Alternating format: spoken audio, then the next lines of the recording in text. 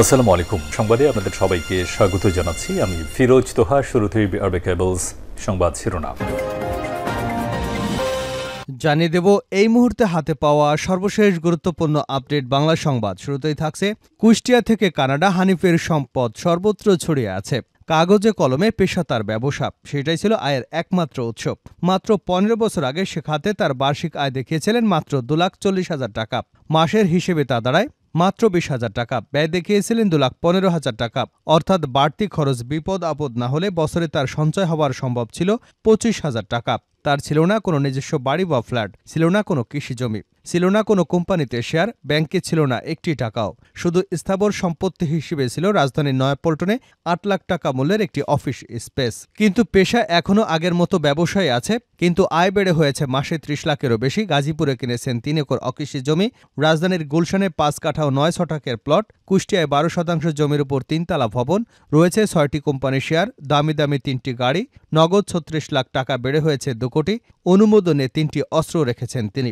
এছাড়া বিদেশে রয়েছে তার অঢেল সম্পদ। হঠাৎ পরশ পাথর পাওয়া এই ব্যক্তিটি হলেন আওয়ামী লীগের যুগ্ম সাধারণ সম্পাদক মাহবুবুল আলম হানিফ। প্রিয় দর্শক, তার সম্পদের তথ্য ফাঁস করব এই ভিডিওতে, সঙ্গে থাকুন। এবারে জানাবো ছাত্র জনতার ঐক্য নষ্ট করার জন্য একটি গোষ্ঠী ষড়যন্ত্র করছে বলে মন্তব্য করেছেন গণ অধিকার পরিষদের উচ্চতর পরিষদ সদস্য ও গণমাধ্যম সমন্বয়ক আবু হানিফ। জানাবো ডক্টর ইউনুসকে আলিঙ্গন আপ্লুত পিটার হাস, বিশ্ব মঞ্চে বিরল সম্মাননা। জাতিসংঘের ৭৯তম অধিবেশনকে ঘিরে নিউ ইয়র্কে বসেছে বিশ্ব নেতাদের মিলন মেলা। মার্কিন প্রেসিডেন্ট জো বাইডেন থেকে শুরু করে কে নেই সেখানে। ১৯১ সদস্য রাষ্ট্রের প্রতিনিধিত্ব বটেই, সে মেলায় জড়ো হয়েছেন আন্তর্জাতিক সংস্থা সংগঠনের উচ্চপদস্থ কর্মকর্তারাও। আর সেখানে ডক্টর ইউনুসকে নিয়ে শুরু হয়েছে এক ইলাহি কাণ্ড। বিশ্বের বাঘা বাঘা নেতারা তার সঙ্গে ছবি তোলার জন্য লাইন ধরে দাঁড়িয়ে আছেন। প্রিয় দর্শক, ডক্টর ইউনুসের এমন সম্মাননাকে আপনি কিভাবে দেখছেন? কমেন্ট করে আপনি আপনার মতামতটি জানাতে ভুলবেন না। এদিকে ভোটাধিকার ও জনগণের সরকার প্রতিষ্ঠা না হওয়া পর্যন্ত সজাগ থাকতে হবে। বিএনপির জাতীয় নির্বাহী কমিটির সদস্য বিষয়ক সম্পাদক রকিবুল ইসলাম বকুল বলেছেন, হাজারো শহীদদের জীবনদান তখনই পরিপূর্ণ সফল হবে যখন মানুষ তার ভোটাধিকার ফিরে পাবে, জনগণের সরকার প্রতিষ্ঠিত হবে। জানিয়ে দেব শেখ হাসিনার জন্মদিন উদযাপনে নেতাকর্মী দেশবাসীর প্রতি আওয়ামী লীগের আহ্বান। শেখ মুজিবুর রহমানের কন্যা সাবেক প্রধানমন্ত্রী ও আওয়ামী লীগের সভাপতি শেখ হাসিনার ৭৮তম জন্মদিন শনিবার। দিনটি যথাযোগ্য মর্যাদা উদযাপনের লক্ষ্যে সর্বস্তরের নেতাকর্মী, সমর্থক এবং দেশবাসীর প্রতি আহ্বান জানিয়েছে আওয়ামী লীগ। এবং সর্বশেষ জানাবো আন্তর্জাতিক সংবাদ। লেবাননে স্থল অভিযানের প্রস্তুতি ইসরায়েলের। লেবাননের সম্ভাব্য স্থল অভিযানের প্রস্তুতি নিচ্ছে ইসরায়েল। গত বুধবার ইসরায়েলের সেনাপ্রধান জানান, স্থল অভিযানের প্রস্তুতি হিসেবে তারা লেবানন জুড়ে ব্যাপক বিমান হামলা চালাচ্ছে। এই পরিস্থিতিতে দেশটির দক্ষিণাঞ্চল থেকে অন্যত্র আশ্রয় নিয়েছেন ৯০,০০০-এরও বেশি মানুষ। এরই মধ্যে ইসরায়েল লেবানন সীমান্তে অতিরিক্ত রিজার্ভ সেনা তলব করেছে। এই প্রেক্ষাপটে ব্রিটিশদের লেবানন ছাড়তে বলেছে যুক্তরাজ্যের প্রধানমন্ত্রী কিয়ার স্টারমার। মার্কিন প্রেসিডেন্ট জো বাইডেন বলেছেন, ইসরায়েল এবং হিজবুল্লাহর মধ্যে সর্বাত্মক যুদ্ধ সম্ভব, তবে তা প্রত্যাশিত নয়।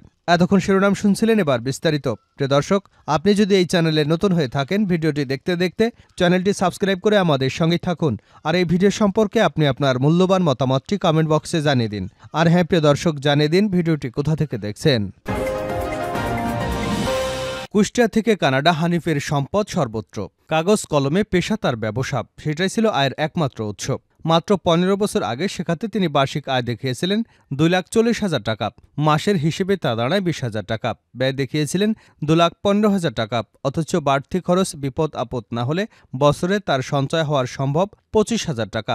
তার ছিল না কোনো নিজস্ব বাড়ি বা ফ্ল্যাট, ছিল না কোনো কৃষি বা অকৃষি জমি, কোনো কোম্পানিতে ছিল না তার শেয়ার, ব্যাংকে ছিল না একটি টাকাও। শুধু স্থাবর সম্পত্তি হিসেবে ছিল রাজধানীর নয়াপল্টনে ৮ লাখ টাকা মূল্যের একটি অফিস স্পেস। পেশা এখনও তার আগের মতোই, ব্যবসা, কিন্তু আয় মাসে ৩০ লাখেরও বেশি। গাজীপুরে কিনেছেন ৩ একর অকৃষি জমি, রাজধানীর গুলশানে 5 কাঠা ও 9 শতকের প্লট, কুষ্টিয়ায় 12% জমির উপর 3 তলা ভবন, রয়েছে একটি কোম্পানির শেয়ার, নামি দামি গাড়ি রয়েছে 3টি, হাতে থাকা নগদ ৩৬ লাখ টাকা বেড়ে হয়েছে 2 কোটি, অনুমোদন নিয়ে ৩টি অস্ত্র রেখেছেন তিনি। হঠাৎ পরশ পাথর পাওয়া এই ব্যক্তিটি হলেন আওয়ামী লীগের যুগ্ম সাধারণ সম্পাদক মাহবুবুল আলম হানিফ। উপরে উল্লেখ করা সম্পদের তথ্যগুলো হলফনামা আকারেই তারই প্রকাশ করা, কিন্তু সমকালের অনুসন্ধান দেশে বিদেশে মিলেছে আরও অনেক গোপন সম্পদের খোঁজ। দ্বৈত নাগরিক হিসেবে সংসদ সদস্য হবার ক্ষেত্রে সাংবিধানিক বিধিনিষেধ রয়েছে, কিন্তু তিনি কানাডার নাগরিকত্বর তথ্য গোপন করে এমপি হয়েছেন ৩ বার। হলফনামায় হানিফের সম্পত্তি হিসেবে কোনো কৃষিজমি থাকার কথা উল্লেখ ছিল না, কিন্তু মোংলা ভূমি নিবন্ধন কার্যালয়ে তার নামে ৩০টি জমির দলিল পাওয়া গেছে ২০১৩ সালেই। সেখানে জমির পরিমাণ ৬৬.৫৯৩ একর। নিবন্ধন কার্যালয়ের তথ্য মতে হানিফের নামে কেনা ওই জমির সবই কৃষি জমি, কিন্তু এর পরের ১০ বছরে তিনি সেসব তথ্য হলফনামায় সংযুক্ত করেননি। হানিফের কেনা এসব জমি সুন্দরবনের ২০০ মিটারের মধ্যে। সেখানে একটি শিপইয়ার্ড স্থাপনের জন্য পরিবেশ অধিদপ্তর থেকে অবস্থানগত ছাড়পত্র নেয় হানিফের প্রতিষ্ঠিত সাবমেরিন শিপইয়ার্ড লিমিটেড। যদিও পরিবেশ আইন এবং বন্যপ্রাণী সংরক্ষণ আইন অনুযায়ী সুন্দরবনের চারপাশে ১০ কিলোমিটারের মধ্যে কোনো ধরনের শিল্প প্রতিষ্ঠান স্থাপন নিষিদ্ধ। ২০১০ সালে নিবন্ধন পাওয়ায় সানমেরিন শিপইয়ার্ড হানিফের ব্যবসায়িক গ্রুপ কোয়েস্ট গ্রুপ অব কোম্পানির অঙ্গ প্রতিষ্ঠান। এই গ্রুপের চেয়ারম্যান মাহবুবুল আলম হানিফ। সাবমেরিন শিপইয়ার্ডের ব্যবস্থাপনা পরিচালক তার ভাইরা কাজী হাসান শরীফ। তার নামেও ওই এলাকায় ১৮০ একর জমি কেনা হয়। গত বছর ৩০শে নভেম্বর নির্বাচন কমিশনে দাখিল করা হানিফের হলফনামায় ৬টি কোম্পানির মালিকানার তথ্য পাওয়া গেছে। সেগুলো হলো Quest International, Lunar Aviation, Quest Aquaculture, Sunmeril, Blue Line Air Services, ARSM Bangladesh limited. অনুসন্ধানে দেখা যায় মাহবুবুল আলম হানিফ মূলত শেখ হাসিনার সঙ্গে আত্মীয়তার পরশ পেয়েই জিরো থেকে হিরো বনে গেছেন। কুষ্টিয়া ছাত্রলীগের প্রবাসী নেতা খন্দকার মাহবুবুল হক জয়ের ভাষায় সুইপার থেকে সুপারস্টার, সবকিছুর টাকা তার পকেটে। গত ৫ই অগাস্ট ছাত্র জনতার অভ্যুত্থানে শেখ হাসিনার ক্ষমতাচ্যুতি ও পলায়নের পর তিনি ফেসবুকে লেখেন, আমরা ত্যাগী এবং প্রবীণ, সকল দলের সাথে আমাদের সৌহার্দ্য, আওয়ামী লীগ করি, আওয়ামী লীগ করব। কিন্তু হানিফ এবং আতা কুষ্টিয়া শহর সদরের রাজনীতিতে যদি কোনোদিন ফিরে আসে, তাহলে ওই দিন আদর্শকে কোরবানি দেব। ছাত্র জনতার ঐক্য নষ্ট করার জন্য একটি গোষ্ঠী ষড়যন্ত্র করছে আবু হানিফ। ছাত্র জনতার ঐক্য নষ্ট করার জন্য একটি গোষ্ঠী ষড়যন্ত্র করছে বলে মন্তব্য করেছেন গণ অধিকার পরিষদের উচ্চতর পরিষদ সদস্য ও গণমাধ্যম সমন্বয়ক আবু হানিফ। বুধবার সন্ধ্যায় কিশোরগঞ্জ জেলার ভৈরব উপজেলায় শিমুলদী ইউনিয়ন গণ অধিকার পরিষদ শাখার কর্মী সভায় একথা বলেন তিনি। সভায় প্রধান অতিথির বক্তব্য রাখেন গণ অধিকার পরিষদের উচ্চতর সদস্য গণমাধ্যম সমন্বয়ক আবু হানিফ। তিনি বলেন, ২৪ সালে ছাত্র জনতার গণঅভ্যুত্থানের মধ্য দিয়ে আমরা একটি বিজয় অর্জন করেছি। ছাত্র জনতার ঐক্যকে বিনষ্ট করতে একটি গোষ্ঠী ষড়যন্ত্র করছে। ছাত্র জনতার আন্দোলনের মধ্য দিয়ে আমরা নতুন বাংলাদেশ পেয়েছি। এই বাংলাদেশে দখলদারিত্ব চলবে না। ইতিমধ্যে দেশের বিভিন্ন স্থানে দখলদারিত্ব চলছে। আমরা স্পষ্টভাবে বলছি, এসব দখলদারীদের বিরুদ্ধে আমাদের অবস্থান।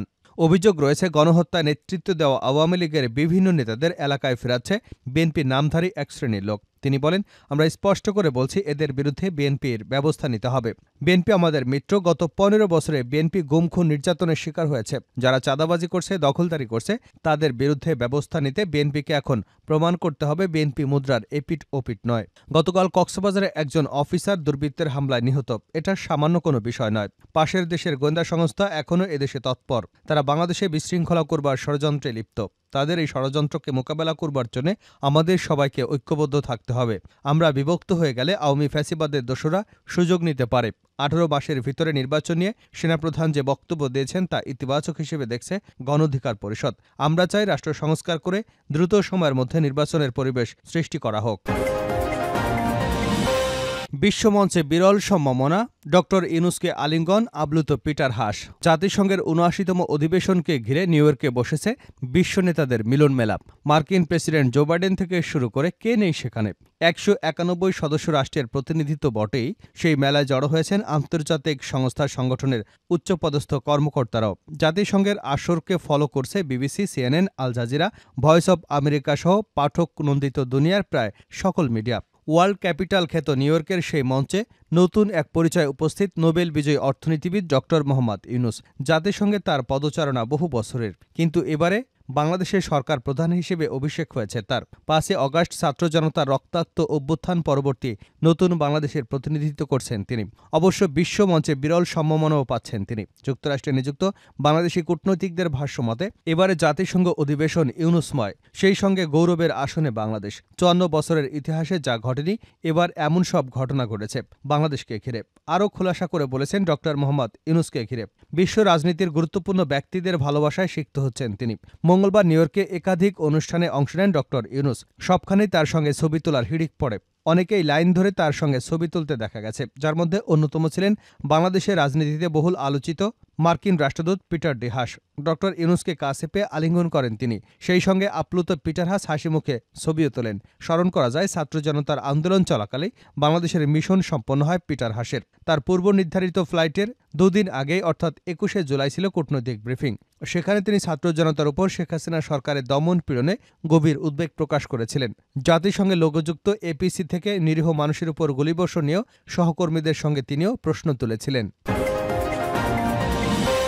ভোটাধিকার ও জনগণের সরকার প্রতিষ্ঠিত না হওয়া পর্যন্ত সজাগ থাকতে হবে।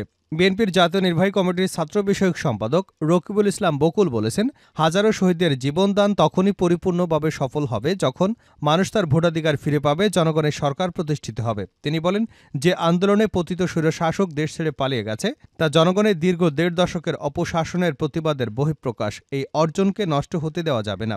বুধবার রাজধানী নয়াপল্টনের কেন্দ্রীয় কার্যালয়ে ছাত্রদল কেন্দ্রীয় সংসদের সাধারণ সভায় প্রধান অতিথির বক্তব্যে রকিবুল ইসলাম বকুল এসব কথা বলেন।